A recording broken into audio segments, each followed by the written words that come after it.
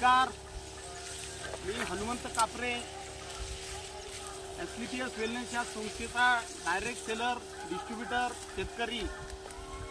तर मी आज माझ्या शेतामध्ये ऊसाच्या पिकाला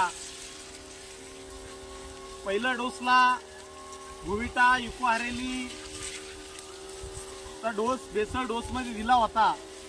त्यानंतर आपण पाहताय की फक्त 80 दिवसाचा हा ऊस आहे.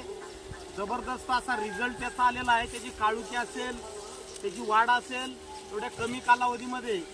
तर आता मी आपल्या AWPLच्या जैविक वेदिक ॲग्रो 90 इकोहारेली आणि PGPR जे आपलं टॉनिक आहे त्याची फवारणी घेत आहे.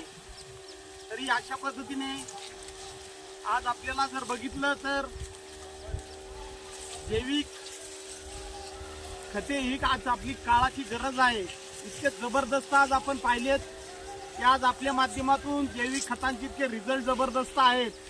तर पूर्ण महाराष्ट्रामध्ये आज आमच्या माध्यमातून सर्व शेतकरी बांधवांनी ज्यांनी आपले जैविक खता जे वापरले जबरदस्त रिझल्ट आले. तरी तुम्हालाही सर्व शेतकरी बंधूंना सांगेन की तुम्ही सुद्धा AWPLची जैविक खते वापरा. तुमचं निश्चितच रासायनिक खतांचा होणारा भरमसाठ खर्च कमी करून जमिनीची मातीची ताकद वाढवून जबरदस्त आज अशा पद्धतीने रिझल्ट तुम्हाला येतील आणि तुमच्या निश्चित 25 ते 30% उत्पन्नामध्ये वाढ होईल.